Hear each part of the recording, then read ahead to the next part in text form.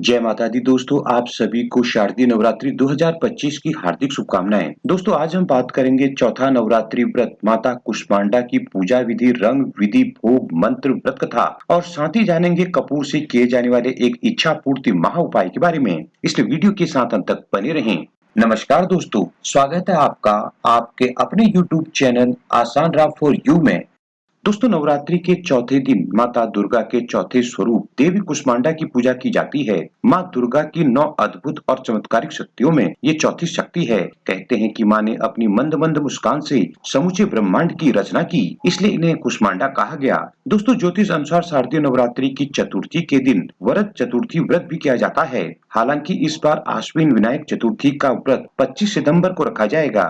अब जान लेते हैं चौथा नवरात्रि शुभ मुहूर्त के बारे में। दोस्तों शारदीय नवरात्रि का चौथा नवरात्रि व्रत 26 सितंबर दिन शुक्रवार को रखा जाएगा। इस दिन माता के कुष्मांडा स्वरूप की पूजा की जाएगी। साथ ही इसी दिन प्रीति योग का महासंयोग बनेगा।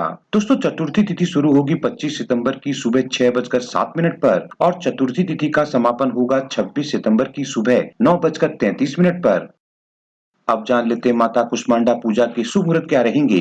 दोस्तों पूजा का अभिजीत मुहूर्त रहेगा सुबह 11:54 से दोपहर 12:41 तक। पूजा का ब्रह्म मुहूर्त रहेगा सुबह 4:44 से सुबह 5:32। पूजा का अमृतकाल मुहूर्त रहेगा दोपहर 12:09 से दोपहर 1:57। दोस्तों इस दिन सुबह 10:48 से दोपहर 12:18 तक राहु काल भी रहेगा। यदि संभव हो तो इस दौरान पूजा पाठ से संबंधित कार्य करने से आपको बचना चाहिए।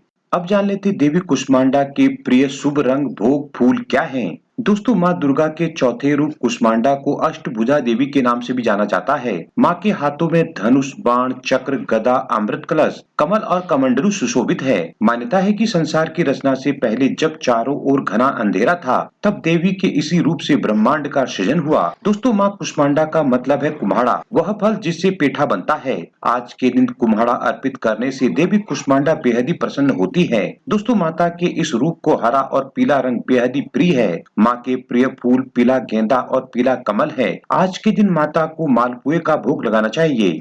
चौथा नवरात्रि पूजा विधि। दोस्तों नवरात्रि के चौथे दिन देवी कुष्मांडा की पूजा के लिए सुबह स्नान के बाद स्वच्छ होकर माँ के पसंदीदा रंग के वस्त्र धारण करें। मान्यता है कि नवरात्रि की चतुर्थी को कुष्मांडा स्वरूप की विधिवत पूजा करने से विशेष फल प्राप्त होते हैं। दोस्तों पूजा स्थल को गंगा जल छिड़क कर शुद्ध करें और पूजा से पहले गणेश जी और समस्त देवी देवताओं का आवाहन कर माता कुष्मांडा का ध्यान करते हुए माँ को पीले रंग के फूल, सिंदूर, धूप, दीप, अक्षत, हरी इलायची अर्पित करें।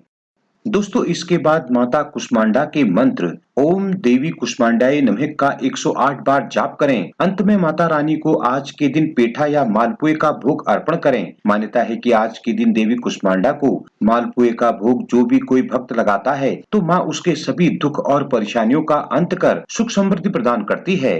अब जान लेते हैं चौथे नवरात्रि पर किए जाने वाले खास उपाय के बारे में। दोस्तों नवरात्रि के चौथे दिन माता कुष्मांडा को कुम्हाड़ा यानी पेठा भोग लगाने से माँ प्रसन्न होती है। माँ कुष्मांडा की पूजा में दही, फल, सूखे मेवे और 16 श्रृंगार का सामान अर्पित करने से मनोकामना पूरी होती है। दोस्तों आज के दिन विशेष उपाय के रूप में माँ को गुलाब के फूल में कपूर रखकर अर्पित करें। फिर महालक्ष्मी के मंत्र ओम श्रीम ह्रीम श्रीम कमले कमलाले प्रसीद प्रसीद श्रीम ह्रीम श्रीम ओम महालक्ष्मी नमः का एक माला जाप करें। शाम को फूल में से कपूर निकालकर प्रज्वलित कर दें। दोस्तों यह उपाय विशेष इच्छा पूर्ति के लिए बहुत ही लाभकारी माना जाता है। अब जान लेते हैं चौथा नवरात्रि व्रत कथा के बारे में। दोस्तों पौराणिक कथा अनुसार जब सृष्टि का अस्तित्व नहीं था तब देवी कुष्मांडा ने ही ब्रह्मांड की रचना की थी। यही सृष्टि की आदि स्वरूपा आदि शक्ति हैं। दोस्तों ये सूर्यमंडल में निवास करती हैं। इनके शरीर की कांति और प्रभा भी सूर्य की ही समान है। माँ कुष्मांडा अत्यल्प सेवा और भक्ति से प्रसन्न होने वाली है।